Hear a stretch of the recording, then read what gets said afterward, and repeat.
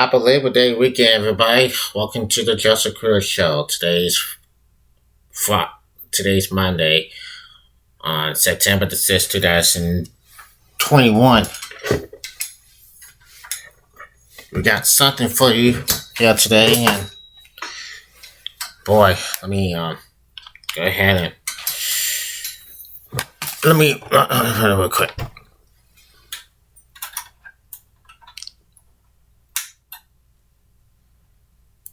Let's spell. Brilliant. That's good. We have breaking news here today. We had just learned that Michael K. Williams, the actor, has passed away today, and yeah, we had just learned that Michael K. Williams passed away. That was today. Yeah. It is what it is. It's a sad time for the actor. And then we're always knowing about what's happened. So now we're going to go for this. Now, our breaking news here today, in very sad day here, there's Michael K. Williams, wild actor, found dead. It says Michael K. Williams, an actor best known for his role as Almost Little on HBO's The Wild, has died. He was 54. Williams was found dead in his New York City apartment. A law enforcement official told CNN investigators found drug paraphernalia near his body, the official said. CNN has contacted the representatives of Williams for comment. Williams, a New York City native, most recent appearing in HBO's Lovecraft Country and the series F is for Family. He starred as Sharky while in four seasons of the Paul Habermas drama Boardwalk Empire. Williams, a New York City native, most recent appearing in HBO's Lovecraft Country and the series F is for Family. He starred as Chucky White in 4 seasons of the Paul Harbour drama Boardwalk Empire. Williams was next slated to co-star in Sonny's George Foreman Barclay from George Tolman Jr., who was set to direct. Now, Williams is similar a number of accolades during his storied career, including 5 Emmy nominations. His first was in 2015 for his role in Best Singer, and another following 2 years later for his part in the Night of. So we just learned that Michael K. Williams passed away at the age of 54. He was 54 years old. Our thoughts and prayers go out to the Williams family. Sad. Very sad. And yes. Now we're here to talk about this and that. And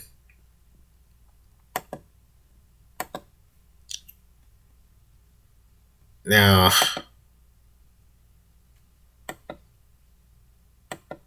somehow we're here to take a look at this now. Now we're going to talk about. Now we're talking about this and that. Here's what will happen, folks. Here's what has happened, folks. And we're going to go for Newsweek. Now, the Newsweek, it says, now, and look at this now, the members of the Pocket Posters members of former President Donald Trump's cabinet to remove him from office in the wake of the Capitol riot on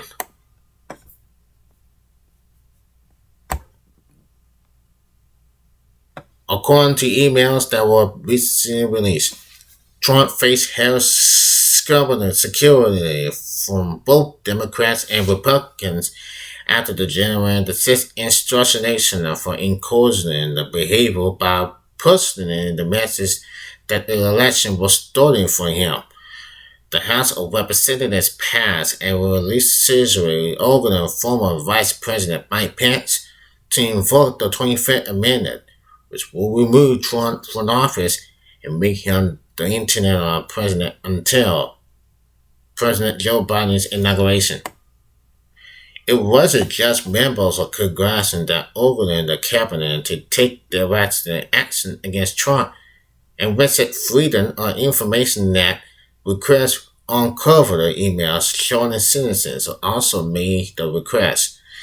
NBC's Scott McFarlane posted two of the emails on Twitter, which was interesting to Pence, as well as former Secretary of Energy Dan Baldwin and Trump's cabinet in general. President Trump has spent months in tackling these events through his anti-democratic rhetoric and actions. One email said, "This is not the time for small steps or half actions. It's time for patriots. It's time for patriots to step up and defend the Constitution and the rule of law." Another email announces that the cabinet members and members of Congress who received the email will likely not attach any importance to their appointing, but they are going to point to the public outcry over the Capitol riot, including statements from the president, former President George W. Bush, and Republican members on Congress. When the Vice President and the entire Congress had to be hiding in order to be safe from the actions of the President of the United States, it is time to permit them and completely remove the President from power.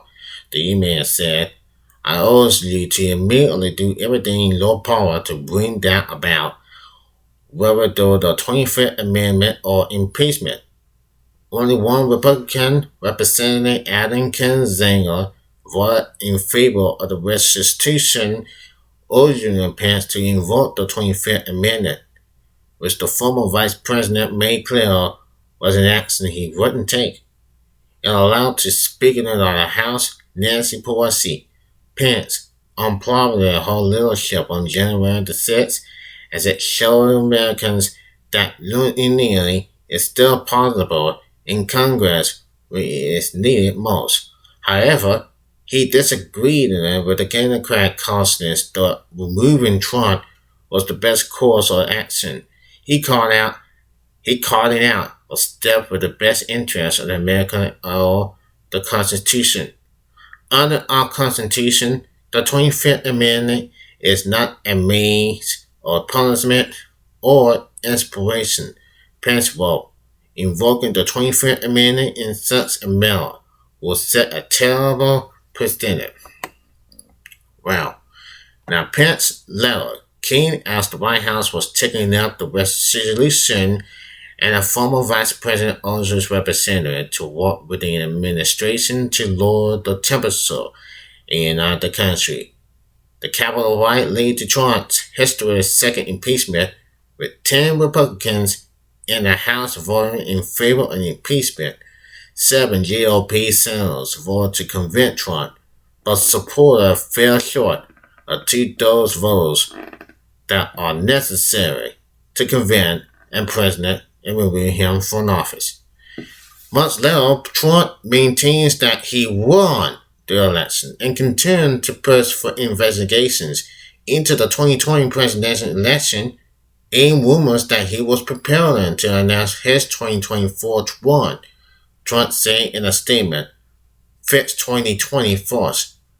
Ahead of the riot, Trump pursued Pence to enhance himself and the proceedings and send the results back to the states in the hopes that it would give the former president a second term. Pence rejected Trump's calls, and while he still backs the administration's compromises, he said he doesn't think they'll ever see eye to eye on that day, in references to January the 6th. So that's what happened, and that's what happened. That was about 8 months ago. 8 months ago, it did happen. 8 months ago, it was happening. People had stormed the Capitol Hill It was the white. It was Trump's fault. So it doesn't matter. It does not matter, and it is what it is. And it's just not true what's happening. What has happened is so far that the people who have stormed the Capitol, we got 8 people killed in the Capitol, and that's what happened. And this is what it's all about. Just like Donald Trump want to be back, and they tried to fix the 2020. And you say fix the 2020, and he was warned. People were warned about Donald Trump of wanting as president at the one in 2024 as president in 2024. Well, the election is about 3 years away. 3 years away in November. And we kind of haven't got into that. So it was the best thing that, look, it says Americans email Pence, officials is asking to remove Trump from office at the Capitol riot. And that's where it shows. That's where it shows for him. So this is actually, it was something that I had never forget. Something that I had never forget. Now today is Labor Day, and here's what's happening here, folks. Let's go and see what's going on. That says the Center of Disease for Disease Control and Prevention, the CDC, issued update mask guidelines right before Labor Day, including recommending wearing a mask in crowd outdoor settings and for cleanliness with close contact with others who are not fully vaccinated when in areas with high numbers of COVID-19 cases. These recommendations, released on September 4th, will remain as the Delta variant continues to spike in case war around the world. Now, this is, that's the life I'm talking about here. And yes, it is what it is. Now, as the Delta variant has surged in the U.S., the CDC has continuously updated mask wearing guidance, including reverse rate. It's recommended that vaccinated persons no longer need masks indoors. At the time, signaling scientific advice that suggests vaccination people will be less likely to become infected with or transmitting the virus, and that the vaccines have provided protection against the virus thus far. If you have close contact with someone who has COVID-19, you should get tested 3 to 5 days after you exposed. Even if you don't have symptoms, you should also wear a mask indoors in public for 14 days following exposure, or alternative test results is a negative. You should isolate for 10 days if no test results is positive.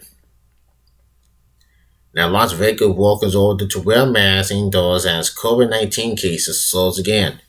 Only 8 states and the District of Columbia are requiring masks in stores or all situations for vaccinated and unvaccinated people. 6 states require masks in some or all situations for unvaccinated people, and the remaining 36 states had no mask mandate, according to NBC News Mask Tracker. Cities including Boston, Chicago, El Paso, Texas, Hartford, Connecticut, Iowa City, Illinois, Kansas City, Missouri, Philadelphia, and Raleigh, North Carolina have repealed mask mandates. Cities in Texas have battling Governor Greg Abbott's executive order banning mask mandates, despite the governor catching a breakthrough case of COVID-19. CDC notes that 53% of the U.S. population is fully vaccinated as of September 6, 2021. So this is what happens here tonight. This is what happens. And now, we're going to go Google here, and we're going to the update here. So let's go to the updates for now, folks, ladies and gentlemen, if we will. Yes, it is. And look what we have here. In the United States, overall population fully vaccinated. That takes 53.6%. 53.6%. In North Carolina, people are fully vaccinated, and that takes a population fully vaccination. 46.9% in North Carolina. So those are the numbers we're seeing. So now, and we're gonna take a look here, and just like this is happening, folks.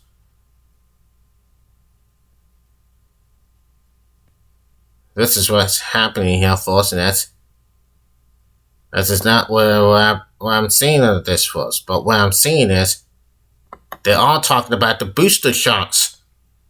The booster shots on September 20th.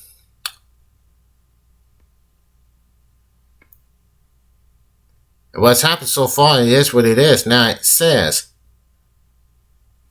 and we're going to go for here. And they're all talking about the booster shots. They talk about this and that. It did happen in Israel. So what is the booster shots going to be taken? September 20th. That's all really that we're concerned. But be well. Now, Pfizer COVID booster shots will likely be ready September 20th, but Moderna may be delayed, Pfizer said. Now look at this. The U.S. will likely start to widely distribute Pfizer COVID-19 booster shots during the week of September 20th, but the rollout for Moderna's vaccine could be delayed, White House Chief Medical Advisor Dr. Anthony Fauci said Sunday.